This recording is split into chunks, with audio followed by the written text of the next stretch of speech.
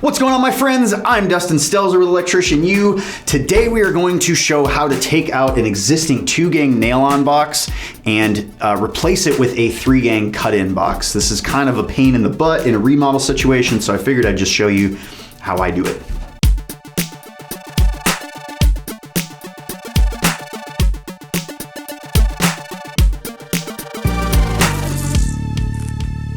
So the first thing that I need to do today is there is a 2-gang box right here. This light controls the entry lights, the entry cans. This is for the fan and the light. We added some cans over there, so I'm taking the light kit off the fans and just using cans. So both of these legs are fine to stay here. This is fine as well, but I do have a light outside my porch that is just either never working or is constantly on. I don't have another way to switch any of that. It's just hooked up and I don't have a Dougal switch to put in here right now. So I'm gonna add a 3-gang box. I'm gonna take this thing out, put the 3-gang cut-in box in place, add another switch. So I have shut the power off instead of working on a live circuit. I just took everything off.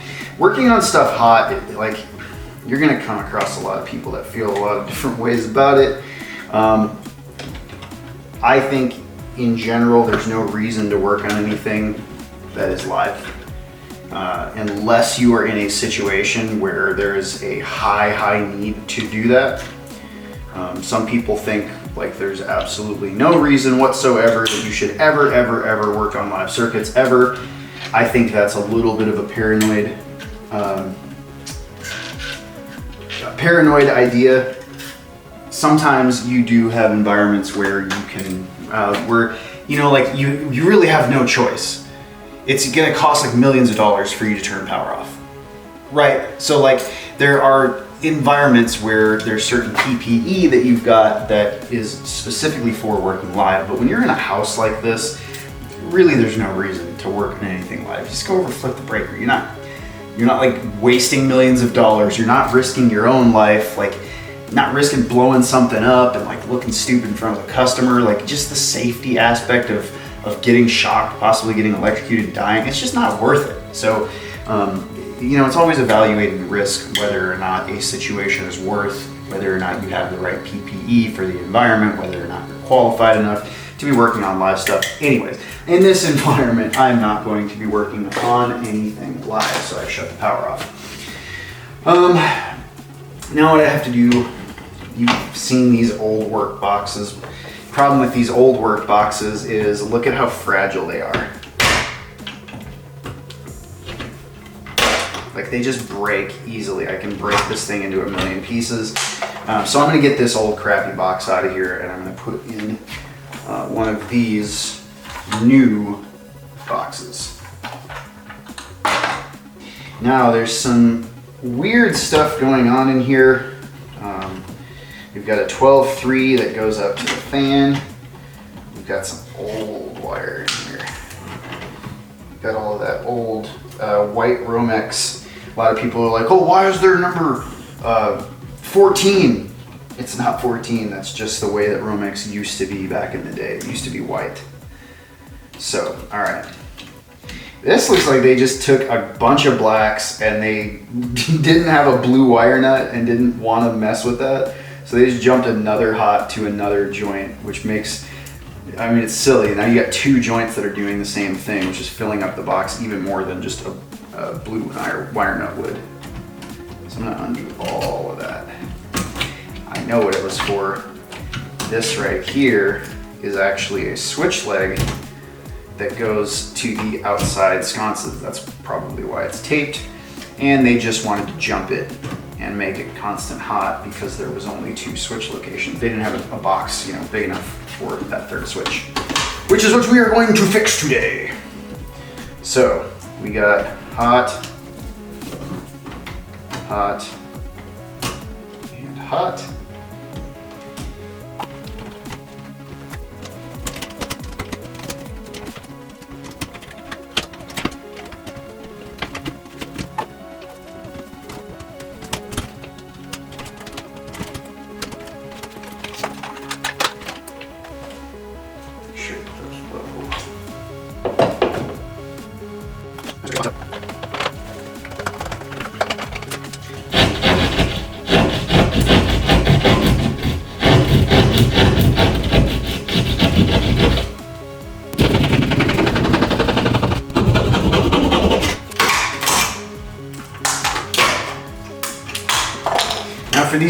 work boxes, I just find it easier to break the whole thing.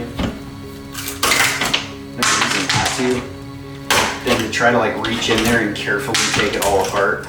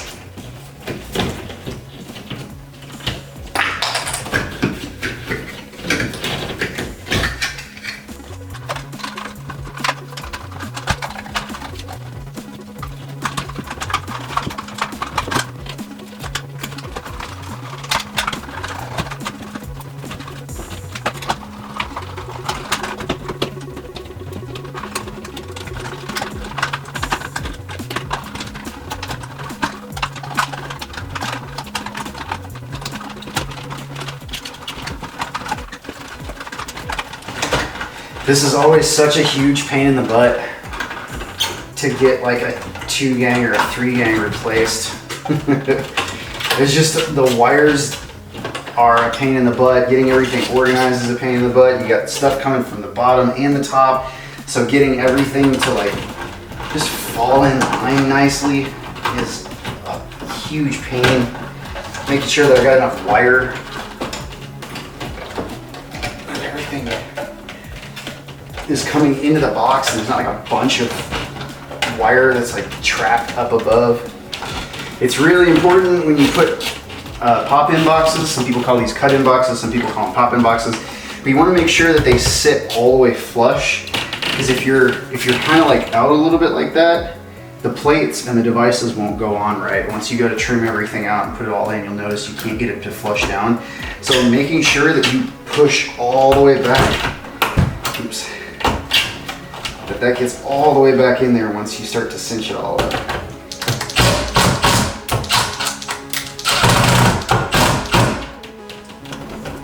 The bummer about all this is that these wires are so short. So I need to get all of my grounds put together somehow, being that they're all short. And I need to add a couple more. Because they're so short, I can't do anything with them. And I need 3 of these for the 3 devices. So I need to pigtail 3 more grounds in with this. So we have got a switch leg here, a switch leg here, 2 switch legs here. We got the fan and the cans out there. So that means that these 3 leftover blacks are my hots. There's probably an incoming hot, an outgoing hot somewhere else in the circuit, and then they probably 3-wired for like a plug in the other room or something like that. So I have to make sure those are back together. But I also have to make sure that I have a pigtail that I leave for this switch. Right, because this switch is going to have a hot in, and it's going to have one of these switch legs out. But this is the only pigtail I have to put on there. I only have to leave one of these off because we've got these pigtails we can put in there on these other 2 devices, so they can all just go in the same wire nut. So we really only need 1 pigtail.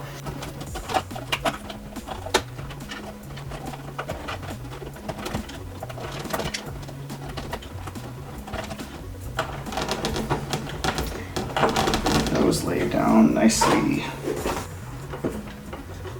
Then put my wire nut on, remembering to keep my stranded out front of this whole bundle. Okay, pull on them a little bit, make sure they don't tug out. We've got our 1 pigtail that's going to go to this device. I can probably cut that right here to length.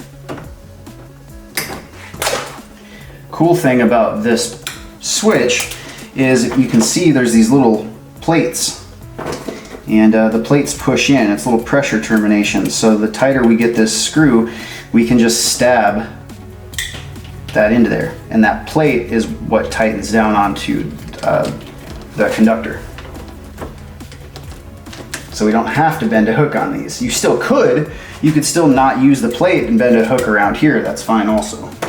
All right, now let's get the blacks back out of the way. Now we have the switch leg for outside. The cans is right here.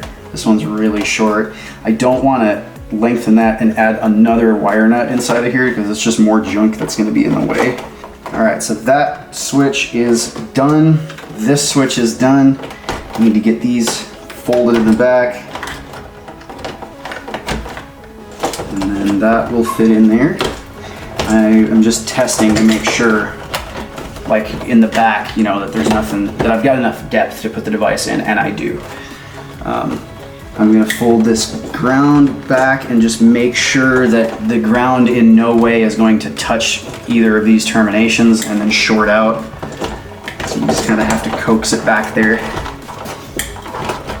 And then make sure that it's gonna sit nicely. Once I get the screws in, it does. If it wasn't, if I'm sitting here like pushing on it and pushing on it, that means there's something in the way. We need to pull it back out, address the situation, maybe move a wire nut or something like that that's in the way, and keep trying until we get it flush like that. So now we've got 2 of these devices that'll sit back nice and pretty, and we need to get this last one on there.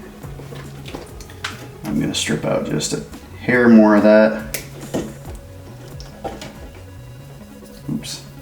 Another thing too, you see how like some of those folded back? You don't ever want to put a wire nut on like this, where some of those are folded back.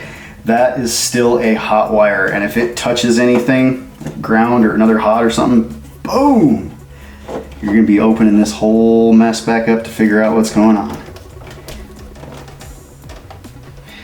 That's another thing. If you kind of half-ass something, or you do something that in the back of your mind you're thinking like, maybe I can just get away with that, nobody will ever see it, and you go and put all of this back together, put all the screws, everything on, and you go and turn power on, and boom, there's an explosion, or you don't have power in another room somewhere. You always want to do everything correctly the first time. Make sure it's done really well, everything is tight, you're checking everything as you're going, because you don't want to have to open this crap up again. You see how much of a pain in the butt this is to work with. So just doing it once is great. Doing it multiple times, having to tear all this open, ugh. All right, I can't find the screws, so I'm just gonna use these black buttes. Oh no, I'm not! No, I'm not, because that's a code violation! All right, so let's see what the 2020 National Electric Code says about this whole using drywall screws to mount your devices. So if you go into chapter 4, which is where we're gonna find receptacles, switches, 404.10 is the mounting of general use snap switches, dimmers, and control switches. Under box mounted, under B, it says flush type general use snap switches, dimmers, and control switches mounted in boxes that are set back of the finished surface as permitted in 314.20, so we're talking in drywall, they're recessed back a little bit, shall be installed so that the extension plaster ears are seated against the surface. Flush type devices mounted in boxes that are flush with the finished surface or project from it shall be installed so that the mounting yoke or strap of the device is seated against the box. Okay, that has nothing to do with the drywall screws. I'm getting there, I promise. Screws used for the purpose of attaching a device to a box shall be of the type provided with a listed device. So the device comes listed and it has these threaded screws in it that's got 32 threads per inch, then you have to use that. That's what it's listed for. That's the manufacturer's instructions, so you need to use those screws.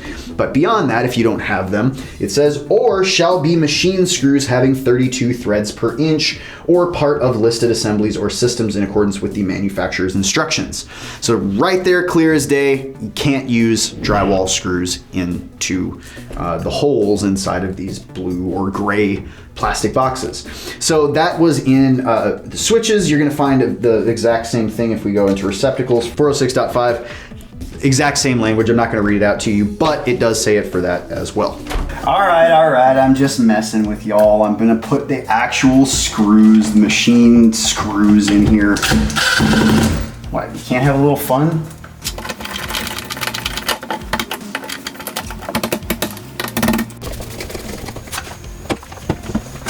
Now, some of you may be wondering, why did he not tear the little tabs off the corners so that it would sit down inside that little valley in there? It's because these are sitting out flush and I don't want this one device to get pushed back further than the other ones. So because the other two are not, I'm not going to make this one either. Okay. Now this is a unbreakable wall plate. So it actually bends and flexes. I love using these because the breakable plastic ones, helpers love to snap in half, especially on multi-gang setups like this.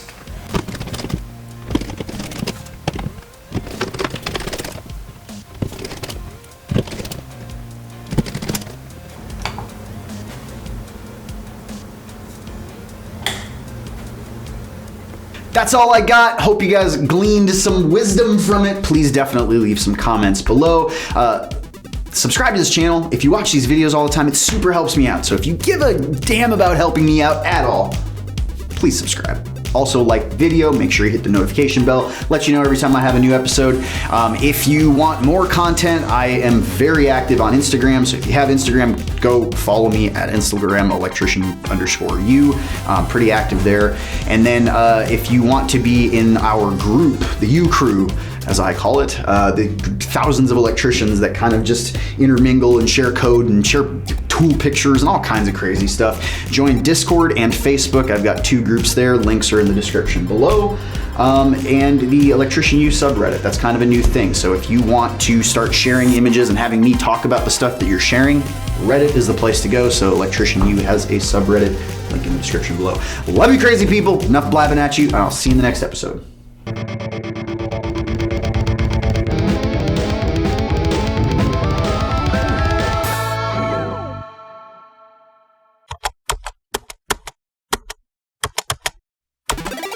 Best music and video.